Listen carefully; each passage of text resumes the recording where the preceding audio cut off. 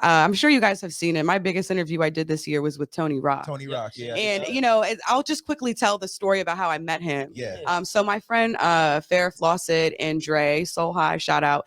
They throw an event at Capo Deli on U Street. That's the joint that the speakeasy. You in the deli. Yes. And then you open the door. That like, shit is crazy. So they have an event called Throwing Shade every first and third Thursday of the month. And I remember I went in, and this is where it's like exclusive, but that's kind of where artists and people will go after they have something like off some low key shit. Okay. If they're in the city and, it's on a Thursday, they'll go. So I remember standing there with my old assistant and Tony Rock walking in casually. And I'm like, why is no one reacting to this? So I thought, me being the personable person that I am, I was like, okay, how do I work this situation? Yeah. I don't want to use myself, like my body and stuff, to get his attention. Let's think smart. So I went over to the bar and I was like, hey, can me and my girl get 2 shots of J-Mo? He comes over and he goes, hey, those are on me. I'm going to take one with you with my bodyguard. I was like, oh, wow, Tony. Wow. And if he sees this, he's going to be like, so you were plotting. What that was. Yeah. So I was like, oh shit, Tony, yo, what's good? What are you doing here? He's like, oh, I had a comedy show at the DC Improv. I was like, dope. And we took the shot and stuff. And I was like, how long are you here? Blah, blah, blah. And I was like, can I ask you a question? And he's like, yeah. And I said, are you watching anything good on TV right now?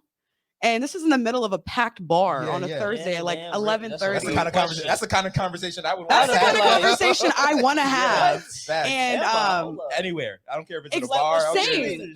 But I've learned I want to create the situation. 100%. So I'm going to start the conversation. I'm loving this story right now. So I said it to him and he looked so dumbfounded. He was like, what? And this is when one of my favorite shows, Mayor of Easttown, with Kate Winslet. Yeah. Awesome show. We were talking about that, and then Your Honor with Bryan Cranston. So awesome, exactly. And we talked about it. And he's like, I've never had someone ask me that before. Yeah. And I was like, oh. So I got his contact info, and me and my best friend, we went on his website. This is the research that I do to be able to get these clients or loving this info right now. Yeah. This is alpha. So I got his contact, got his bodyguard's number and his personal number, and we both followed each other on Instagram. So then I went on his website and saw that he was coming back to DC 2 months later. So I reached out to him on Instagram and said, hey, remember we met? Here's a picture of us. I interview people. I would love to interview you after your show at DAR Constitution Hall. And he wrote back ASAP and said, awesome. He was sending one word things. And I said, awesome. He said, I'll have a ticket for you at Will Call. Yeah. And I said, can I bring a +1 for my best friend? And he said, of course, what's their name? And he put it down. And it was just like that. So I went, free ticket, got to see the show. And then afterwards, he was signing people's shirts. Yeah, exactly. She got to hold my camera. I love you, Morgan. And he was at the table signing shirts and stuff. And he looked up and said, everyone, look, it's the gift of Gab. Hey. And I was like, and my friend was like messing with my camera. And she's like, I missed it. And he was like, gift of Gab. Give me 1 second. Okay. I got to meet him. And what's the white dude's name? Gary Owen. Yeah, Gary Owen.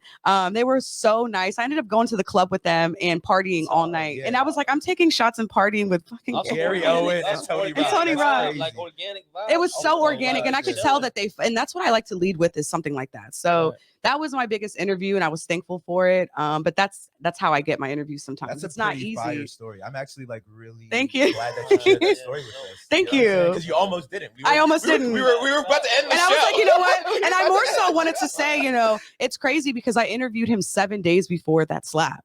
Oh, yeah. So I had people reaching out and saying, you need to repost snippets of it now. And I was like, that's not the type of work that I want to put out. I don't want to capitalize on his brother's pain in order for me to get followers. So I never cooler. Like, if you seen how I even established this relationship, why would I do that? Why would I? Exactly.